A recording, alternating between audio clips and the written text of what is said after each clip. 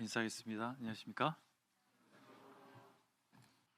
최근에 그 청주에 물난리가 있었잖아요. 전국적으로 기록적인 폭우가 있어서 많이 어렵습니다.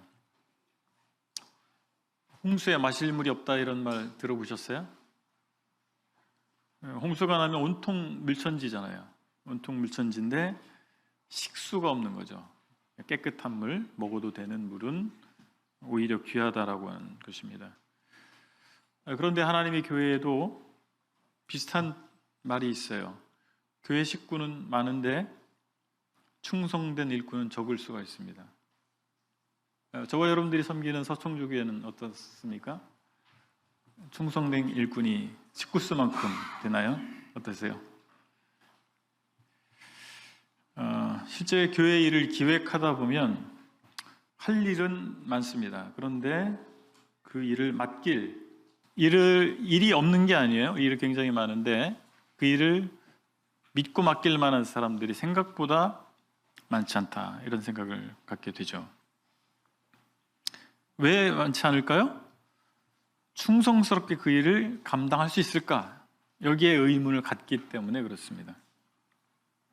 그렇다면 실제 그런 것처럼 비율처럼 20대 80의 원리가 이 교회에도 통용이 돼야 될까요? 어떻습니까? 그 말은 뭐냐면 충성된 사람들은 일부에 지나지 않을 수밖에 없는 건가요? 모든 어떤 회사라든지 군대라든지 여러 그룹들이 있을 수 있지 않습니까? 사회라든지 공통되게 20대 80의 원리가 적용된다라고 하는 거예요. 20%의 사람이 모든 일을 다 끌고 가더라라고 하는 거죠. 다 일을 거의 감당해 가더라는 거예요. 교회도 그렇다라고 하는 것은 정말 안타까운 일 아니겠습니까?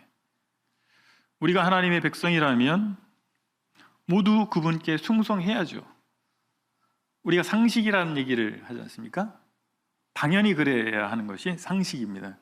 우리가 그리스도인이라고 할 것 같으면, 하나님의 은혜를 덧입은 사람이라고 할 것 같으면, 우리가 하나님을 왕으로 인정하는 사람이라고 할 것 같으면 충성하는 것이 상식입니다. 근데 참 세상에서도 그렇지만 상식이 아닌 일들이 벌어집니다.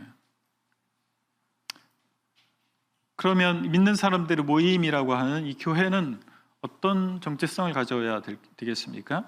충성된 사람들의 공동체라고 하는 정체성을 가져야 될 것입니다. 오늘은 여호수아 강의 20번째 시간이네요. 22장 11절로 9절의 말씀을 통해서 충성된 사람들의 공동체에 대해서 상고하도록 하겠습니다. 먼저 이제 생각해 볼 수 있는 첫 번째 내용은 충성된 사람들이 받는 복입니다. 1절로 3절을 제가 읽겠습니다. 그때 여호수아가 르우벤 사람과 갓 사람과 므낫세 반 지파를 불러서 그들에게 이르되 여호와의 종 모세가 너희에게 명령한 것을 너희가 다 지키며 또 내가 너희에게 명령한 모든 일에 너희가 내 말을 순종하여 오늘까지 날이 오래도록 너희가 너희 형제를 떠나지 아니하고 오직 너희의 하나님 여호와께서 명령하신 그 책임을 지키도다. 하나님은 우리의 충성을 칭찬하십니다. 여기 말씀해 보면 이스라엘 백성들이 하나님이 세운 지도자를 존중하고 따랐던 모습을 봅니다. 우리도 마찬가지로 하나님께서 세운 지도자를 존중하고 따라야 합니다. 여기 보면 2절에 모세가 명령한 것이라고 되어 있고 이어서 내가 명령한 것이라고 되어 있습니다. 이 화자가 누굽니까? 여호수아입니다. 그래서 모세가 명령한 것 그리고 이어서 내가 명령한 것이라고, 여호수아가 명령한 것이라고 말하고 있는데 그 일에 대해서 모세 그리고 여호수아로 이어지는 지도자들, 하나님 백성의 지도자들이 명령한 것에 대해서 그 백성들이 충성했다라고 하는 것입니다.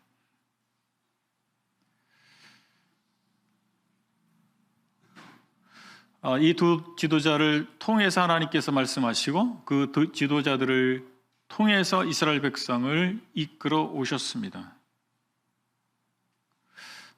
이스라엘 백성들은 모세 그리고 그 이어서 지도자가 된 여호수아가 하나님의 택한 종이라고 하는 사실을, 하나님께서 그와 함께하고 계시다라고 하는 사실을 인정했기 때문에 인정할 수 있었기 때문에 그들을 통해서 전해지는 메시지에 순종했던 것입니다.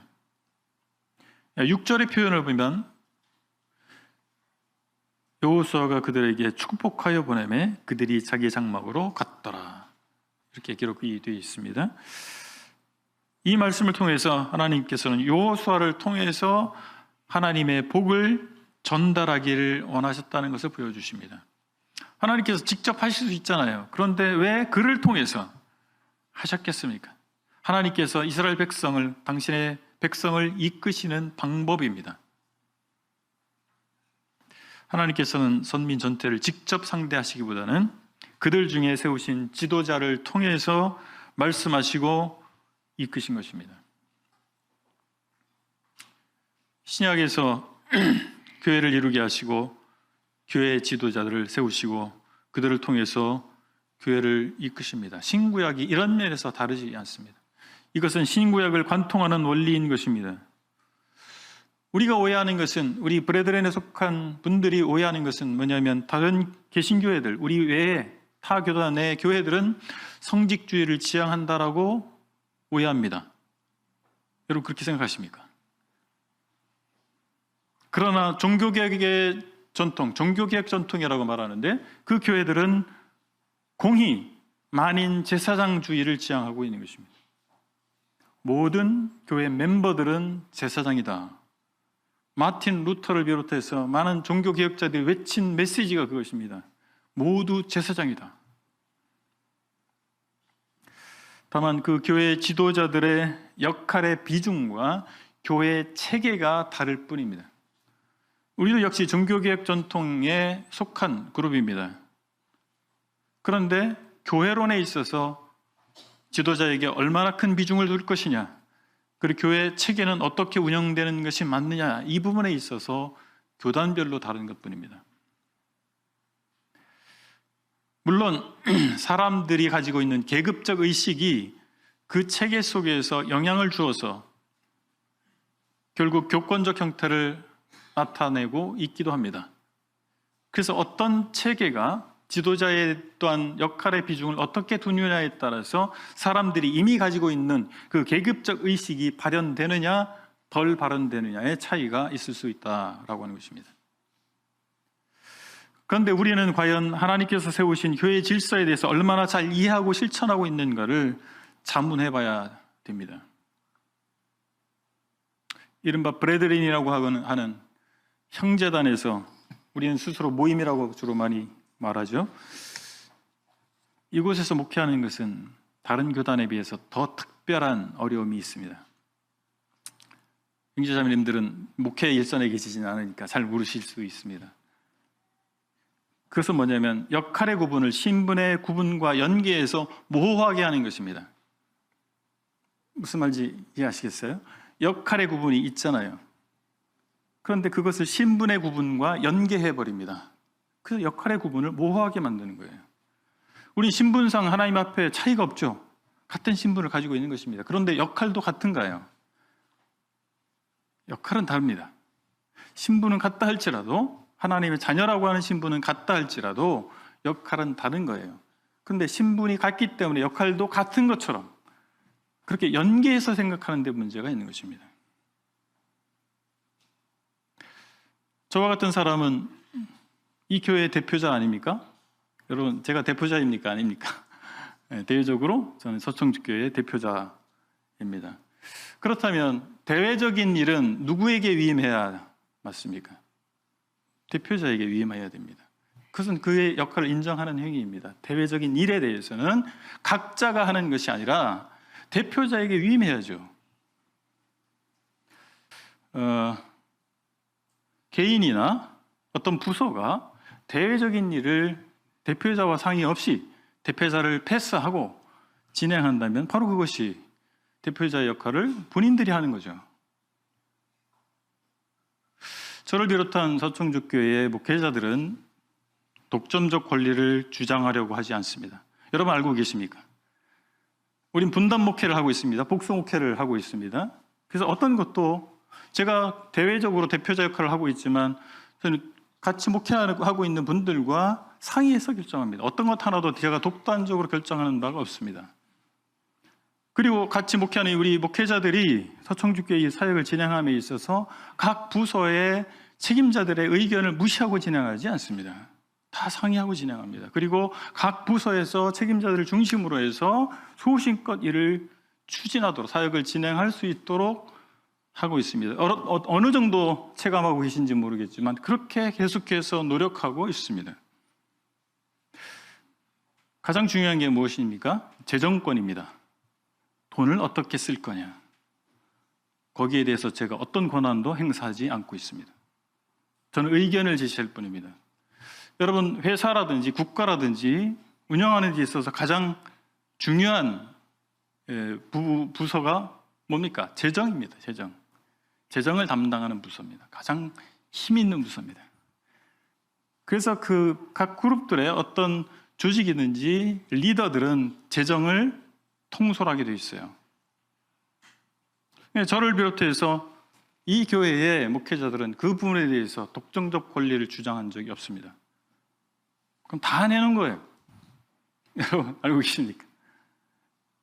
그런 어떤 독점적 권리를 주장하려고 하지 않는 모습은 이런 곳에 있는 거예요. 그걸 알고 계셔야 됩니다. 그럼에도 불구하고 이 교회가 결집된 하나의 교회이고 동일한 방향성을 가지고 가야 됩니다. 특히 대외적인 일이 있어서 성도들이 각자 알아서 컨택하시고 추진하신다면 실제가 그렇든 그렇지 않든 간에 외부의 시각에서 볼 때 어떻겠어요? 찹쌀가루가 아니죠? 콩가루. 아, 저 교회는 콩가루다. 뭔가 결집력이 없구나. 그렇게 볼 수밖에 없지 않겠습니까? 우린 복수 목회와 분담 사역을 지향하고 있습니다. 그렇다고 해서 그것을 오해해서 각자가 자기 비전을 세우고 교회 대표도 n분의 1로 할 수 있다라고 하는 생각을 가지고 계시다면 심각한 오해입니다. 제가 제 자신의 입지를 위해서 드리는 말씀이 아닙니다. 이 교회를 위해서, 이 교회의 미래를 위해서 드리는 충언입니다. 그렇게 받으시기 바랍니다. 이런 일들이 무지 가운데 발생한다면 이에 대해서 구체적이고 자세히 알려드릴 필요가 있다는 생각을 가졌습니다. 우리 목회자들 간에도 사역을 분담하고 있습니다. 행정장로가 있어요. 이분은 교회에 감독된 목회자들과 각 부서 책임자들의 간의 연결고리 역할을 합니다. 그래서 각 부서의 사역이 목회자들의 관리 감독 하에 진행될 수 있도록 하는 역할입니다. 그리고 부서 간에 서로 사역을 진행하다 보면 조정이 필요한 일이 있습니다. 조화를 이루어야 될 일들이 있습니다. 이런 부분들을 조정하는 역할을 담당하고 있습니다. 나머지 두 분의 목회자들은 가정사역과 상담사역을 하기도 하시고 또 어떤 분은 특수사역을 분담해서 하십니다. 물론 공동의 목회 일에 대해서 함께 동역을 하고 있습니다. 그러나 어떤 부분에 있어서 더 역할을 맡고 계신 것입니다. 저희 같은 경우는 대외적으로 대표 역할을 하고 그리고 교육에 관련해서 주로 제가 담당을 하고 있습니다. 알고 계신 내용이 있을 수 있겠지만 다시 한번 짚어드리는 것입니다. 우리의 역할이 무엇인가라고 하는 것이죠. 우리가 목회자들의 역할을 존중하지 않는다면 우리는 말 그대로 오합지졸이 될 수 있습니다. 이게 한자인데 요즘 젊은이들은 한자에 약하더라고요. 오합지졸이 무슨 뜻인지 아세요? 까마귀들이 무리지어 있는 상태입니다. 뭔가 먹을 것이 있으니까 우르르 몰려갔다가 먹을 것이 다 먹고 나면 우르르 다른 데로 가버리는 겁니다. 지도자가 없는 상태입니다. 통일된 비전이 없는 것이고 그냥 군중 심리에 따라서 움직이는 것. 다수가 원하면 덕매를 다 오르는 것일까요? 성도들의 마음 가운데 기뻐하는 것, 선호하는 일이 있다면 그것이 다 우리 교회를 위해서 옳은 것일까요? 그렇지 않을 수가 있는 것입니다. 군중 심리를 따라서 잘못된 케이스들이 많이 있지 않습니까? 성경에 나타나 있지 않습니까? 그래서 깨어있는 지도자들에 의해서 안내를 받고 그들이 설정한 비전을 따라서 함께해야 하나의 교회가 될 수 있지 않겠습니까? 지도자들의 존재를 인정하는 것은 그들의 역할을 인정하는 것과 연결되어 있는 것입니다. 분리해서 말할 수가 없습니다. 그래서 교회 목회자들이 안내한 교회의 비전을 따라서 우리가 힘을 합하는 것입니다. 서로 각자의 비전을 각자가 알아서 하는 것이 아니라 이 서총주교회 이 시대에 하나님께서 주신 비전이 무엇인가라고 하는 것입니다. 그 설정된 비전을 함께 이루어가는 동역자들입니다. 우리가 이 부분을 놓쳐서는 안 될 것입니다. 하나님께서 우리의 충성을 칭찬하시는데 우리가 두 번째 생각해 봐야 될 것은 우리 각자의 책임에 대한 부분입니다. 우리 각자의 책임에 충성해야 됩니다. 여기 3절에 언급한 여호와에 대한 책임 혹은 여호와의 명하신 그 책임, 이것은 여러 곳에 나타나고 있는 표현입니다. 요단 동편의 땅을 요구한 지파들이 있었지 않습니까? 그들에 대한, 오늘의 본문 그들에 대해서 얘기하는 것입니다. 그들은 자기네 식구들은 다 요단 동편에 남겨두고 가나안 땅을 정복하는 전쟁에 참여했습니다. 그래서 아주 오랫동안 한 7년 정도 되는 것 같아요. 정확하게 말할 수는 없지만 한 7년 정도 되는 이 정복 전쟁에 이들은 참여했어요. 많은 사람이 죽었을 것입니다. 그런데 그렇게 목숨 바쳐서 그 하나님께서 기대하신 바를 다 성실하게 이루어냈던 것입니다.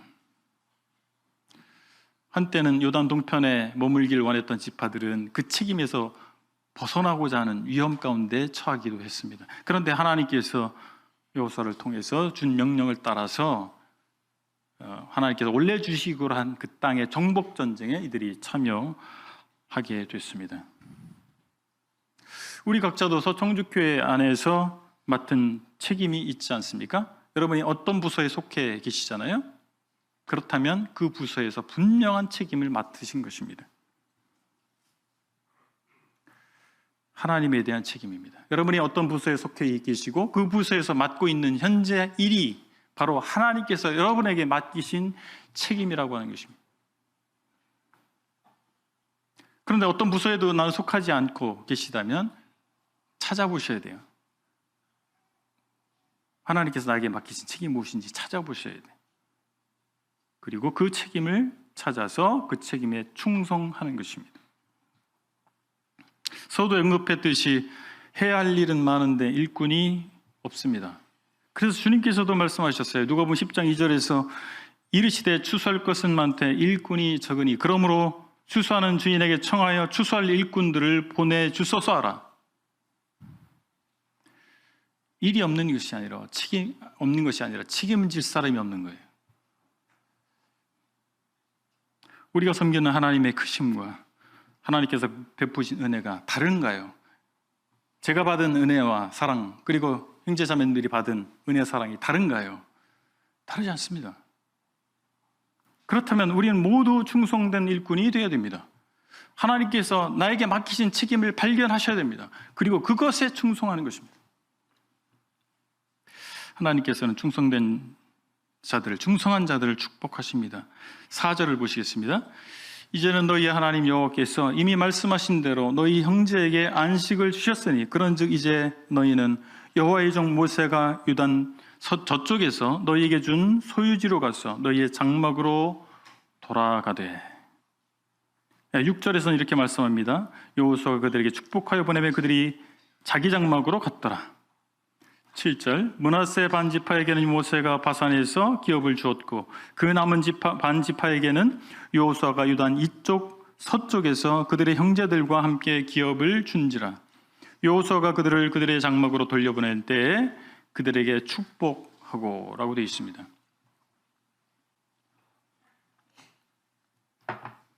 동편에서 분깃을 요구했던 지파가 원한 땅, 그들이 원했던 그 땅으로 이제 돌아가도록 하셨습니다. 오늘의 본문에서 주고자 하는 메시지의 핵심은 신실함과 충성입니다. 그 신실함의 결과로 그들에게 안식이라고 하는 보상이 주어진 것입니다. 요단 동편의 지파들, 그들이 원했던 곳으로 돌아가서 비로소 이제 전쟁에서 벗어나서 안식을 누릴 수 있도록 하나님께서 허락해 주셨습니다. 아마도 그 안식은 어떤 물리적 안식뿐만 아니라 심리적 안식일 수도 있을 거예요. 그 동족들에게 이 요단 동편의 분깃을 요구했던 지파들은 의심을 받았어요. 신실하지 못하다. 지들만 원하는 사람들이다. 이기적이다. 이런 생각을, 오해를 받았을 것입니다. 그런데 이제 그렇지 않다라고 하는 것이 증명된 거예요. 그 정복전쟁에 참여하는 가운데서, 그리고 그 전쟁을 마치는 과정을 통해서 그들이 그렇지 않다라고 하는 것이 증명돼서 심리적으로 또한 안식을 얻었을 것입니다. 하나님께서는 우리의 소망을 살펴보시고 우리가 충성한 대로 갚아주시는 분이십니다. 누가복음 18장 28절로 30절에 흥미로운 표현이 나옵니다. 베드로가 여짜오되 보옵소서, 우리가 우리의 것을 다 버리고 주를 따랐나이다. 이르시되 내가 진실로 너에게 이르노니 하나님의 나라를 위하여 집이나 아내나 형제나 부모나 자녀를 버린 자는 현세 여러 배를 받고 내세 영생을 받지 못할 자가 없느니라 하시니라. 우리가 주님을 섬기고 충성하는 것은 대가를 바라고 하는 것이 아닙니다. 주님의 은혜가 너무나 놀랍기 때문에, 하나님께서 나에게 먼저 주신 그 사랑이 너무나 감동이 되기 때문에 우리는 자연스럽게 주님을 위해서 충성하는 것입니다. 헌신하는 것입니다. 그러나 하나님께서는 우리의 충성과 헌신을 귀하게 여기시고 응답하시는 것입니다. 방금 베드로가 한 말에 대해서 주님께서 응답하신 것은 무엇입니까? 금생과 내생의 복이 있다는 사실을 말씀해 주십니다. 우린 주님 나라 천국 가는 약속을 받았습니다. 그 복이죠. 이 땅에서는 복을 그럼 못 받습니까? 주님은 이 땅에서도 복을 받는다고, 보답을 받는다고 약속해 주셨습니다. 연약과 부족이 있지만 저는 저의 삶을 고백할 때 하나님께서 제가 연약 가운데에서 정말 진심으로 하나님께 충성하고자 하는 그 마음을 받으셨다라고 말할 수 있습니다. 금생에 보상해 주고 계십니다.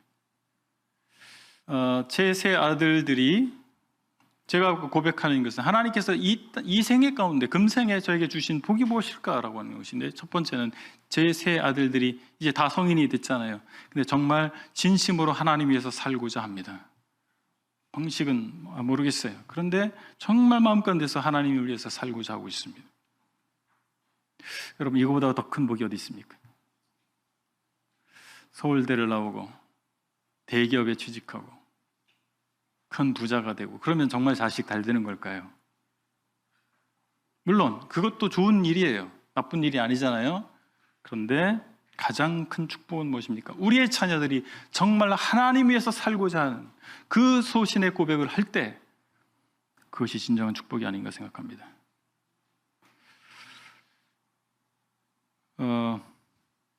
제 맏아들이 나중에 본인이 간증하겠지만은, 결혼하게 된 과정, 그리고 지금 직업을 갖고 일을 하고 있는데, 그 직업을 갖게 된 과정, 하나님께서 개입하셨다라고 말할 수밖에 없습니다. 하나님께서 개입하시고 주관하심을 보이셨습니다. 그리고 무엇보다 그 마음 가운데 하나님 위해서 살고자 하는 충심이 생기도록 하나님께서 개입하셨습니다.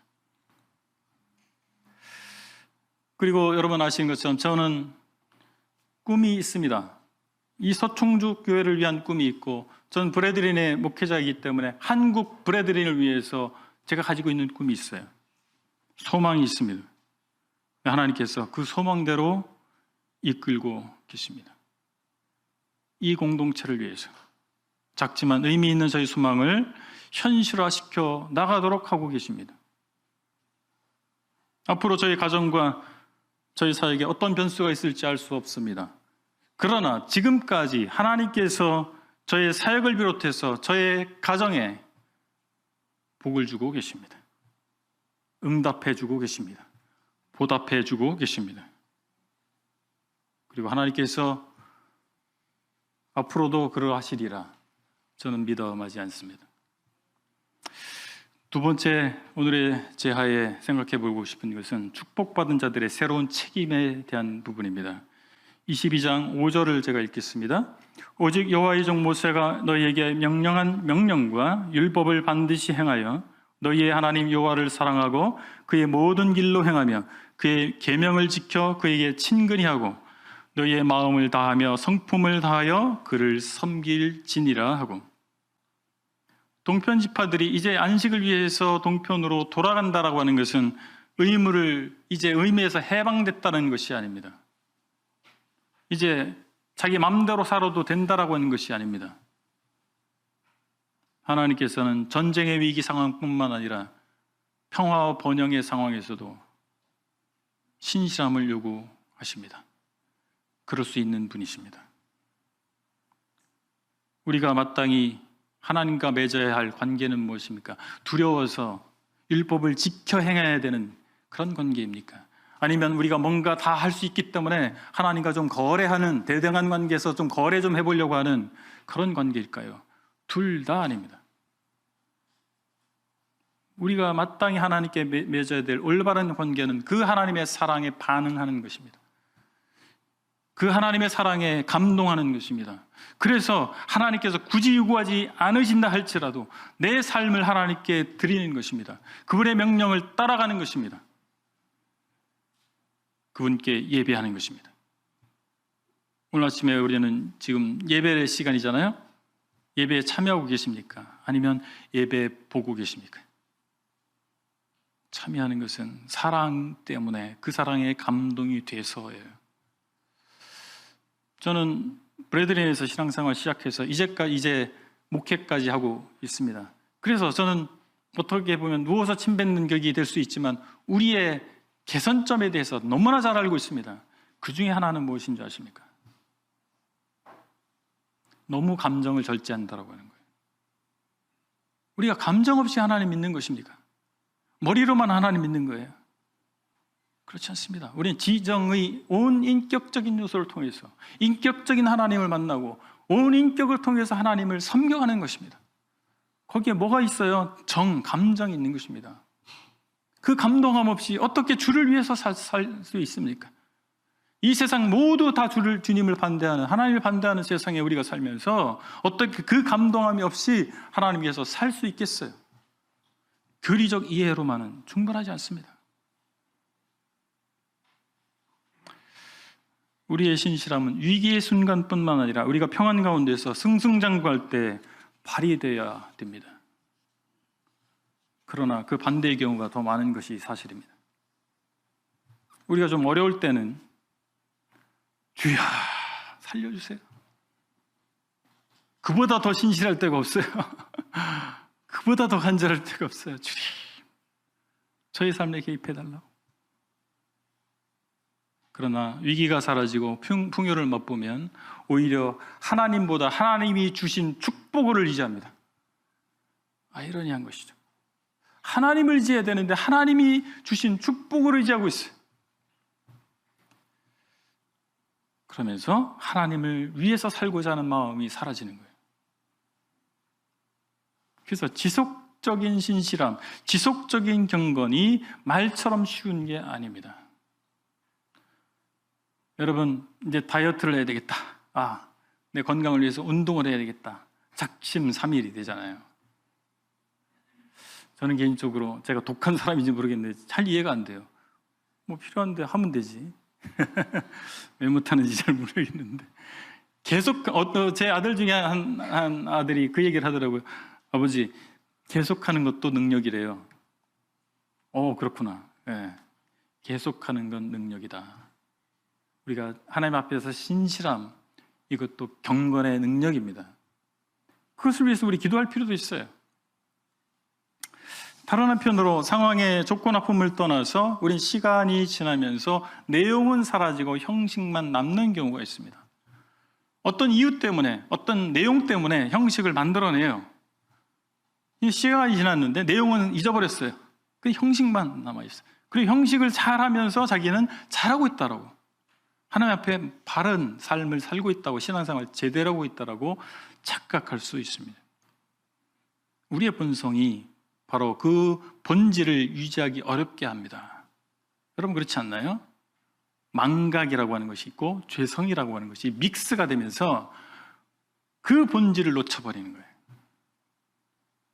우리 얼마든지 그럴 수가 있습니다. 그래서 늘 하나님의 말씀 앞에, 늘 새로운 마음으로 하나님 말씀 앞에 우리가 서야 되는 이유가 여기에 있는 것입니다. 우리 예배 초소에 와서 우리가 말씀 듣는 이유가 어디에 있습니까?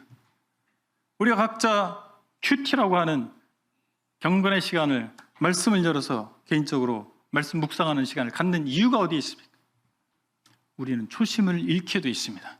우리는 본질을 망각하게 되어 있습니다.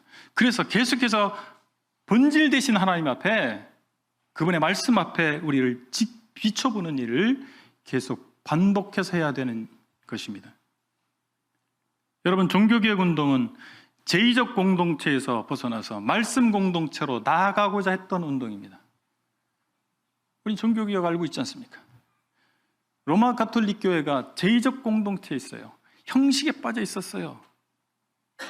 성대한 미사, 종교 형식 앞을 치르면서 자기는 하나님 앞에서 마땅한 도리를 하고 있다고 착각하고 있었다는 것입니다.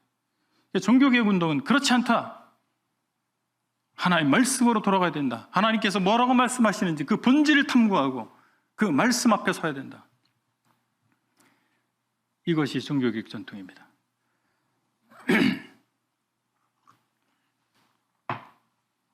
따라서 우리는 매주 선포되는 말씀에 귀 기울여야 됩니다. 우리 브레드린에 구성된 분들은 어떤 자부심을 갖고 있습니까? 우리는 말씀대로 한다. 그런데 여러분들은 이 말씀 시간을 얼마나 중히 여기고 계십니까? 정말 하나님의 말씀이 선포된다고 믿고 계십니까? 이 선포되는 말씀이 하나님의 말씀으로 내 삶에 이어지도록, 내 삶에 실천되도록 그런 마음을, 그런 태도를 갖고 말씀을 듣고 계십니까? 우리 개인의 삶 가운데서 성찰을 위해서 우리 말씀을 대해야 될 것입니다. 그냥 먼지 쌓인 성경 주일날 보니까 먼지가 쌓여서 털고 교회에 오는 것이 아니고 계속해서 말씀을 열어서 말씀이 나에게 나의 삶을 바꾸도록, 나를 비춰볼 수 있도록 우리 삶 가운데서 지속적인 노력이 필요하다는 사실입니다. 두 번째, 축복받은 자들의 책임은 바로 지역교회 안에 연합을 유지하는 것입니다. 8절 9절을 제가 읽겠습니다. 말하여 이르되 너희는 많은 재산과 심히 많은 가축과 은과 금과 구리와 쇠와 심히 많은 의복을 가지고 너희의 장막으로 돌아가서 너희의 원수들에게서 탈취한 것을 너희 형제와 나눌지니라 하매. 9절입니다. 르우벤 자손과 갓 자손과 므낫세 반 지파가 가나안 땅 실로에서 이스라엘 자손을 떠나 여호와께서 모세에게 명령하신 대로 받은 땅 곧 그들의 소유지 길앗으로 가니라. 8절의 내용은 지금까지 그들이 전리품으로 얻은 재산을 요단 건너편에 머물러 있는 가족들과 나누라고 하는 권고일 것입니다. 근데 동시에 요단 동편의 지파들이 이제 그곳에서 살게 될 거 아니겠어요?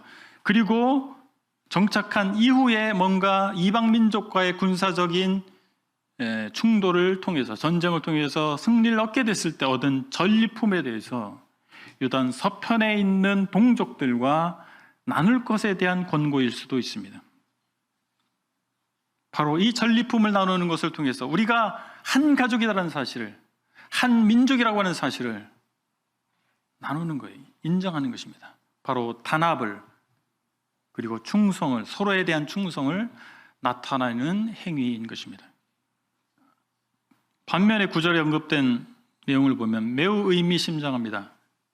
그들이 지리적으로 분리됐다는 사실이에요. 그들이 뭔가 다른 사람처럼 여겨질 수 있는 가능성에 대해서 9절에서 말씀해주고 있습니다. 이스라엘 백성들은 그들의 예배 초소인 실로에서 떠나서 길르앗으로 간 거예요.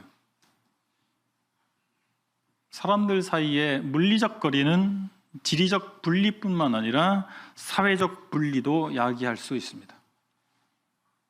요단강이라고 하는 지리적 구분선이 요단 서편과 요단 동편으로 이스라엘 백성을 양분할 수 있었던 것입니다.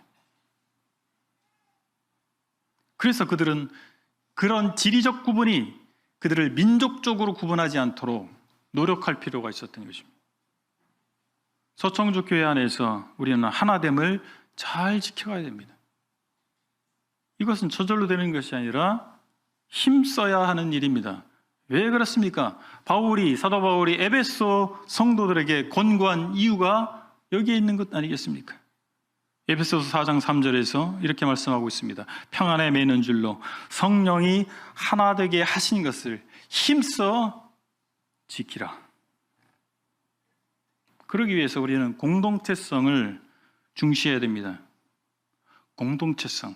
그냥 주일날 서청주교회 예배당에 출석하기 때문에 우린 공동체다, 그렇게 말할 수 없습니다.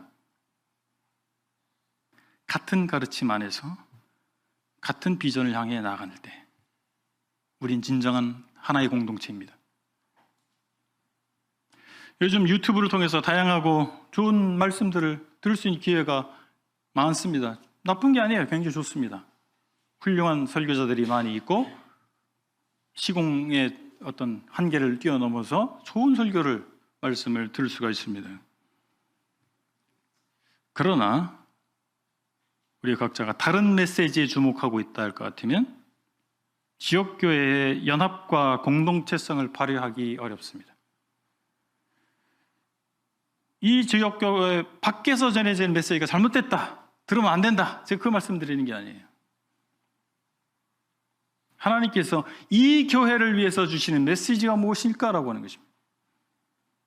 하나님께서 이 교회 강단에서 전해주는 메시지가 무엇인가라고 하는 것입니다. 우리가 거기에 주목해야 되는 것입니다. 왜냐하면 지금 동시대에 전 세계에 수많은 지역교회들이 존재하고 있지만 그 지역교회별로 하나님께서 이루고자 하시는 일은 다를 수 있기 때문에 그렇습니다.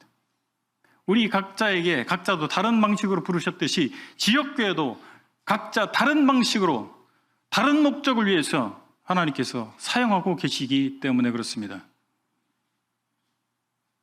각자의 분별과 방향이 다르다면 한 방향으로 갈 수 없습니다. 여러분, 무늬만 부부란 얘기 들어보셨어요? 혹시 여러분들 무늬만 부부는 아니시죠? 부부가 옆에 잘 앉아 계신 거 보니까 무늬만 부부는 아닐 수도 있는 것 같은데, 무늬만 지체가 돼서는 안 됩니다. 무늬만 서청주교회 지체가 돼서는 안 됩니다. 서청주교회 성도 명단에 내가 들어가 있다고 해서 그냥 자동으로 지체가 되는 것이 아니고, 주일날 예배에 내가 참석하고 있다고 해서 지체가 자동으로 되는 것이 아니지 않겠습니까? 실제적으로 서청주교회의 지체가 되십시오. 그것은 바로 유기적 공동체성을 지킬 때 가능한 것입니다. 같은 메시지와 같은 비전 안에서 동역하는 것입니다. 손발을 맞춰가는 것입니다. 오늘 교훈을 정리하겠습니다. 먼저 우리는 충성된 종으로서 칭찬받는 우리가 되어야 되겠습니다. 하나님께서 하나님의 메신저를 통해서 말씀하고 계십니다. 서청주 교회에 주시는 말씀을 주목하시고 이 교회를 통해서 이 시대에 하나님께서 이루고자 하시는 일을 확인하시고 그 일에 충성하시기 바랍니다.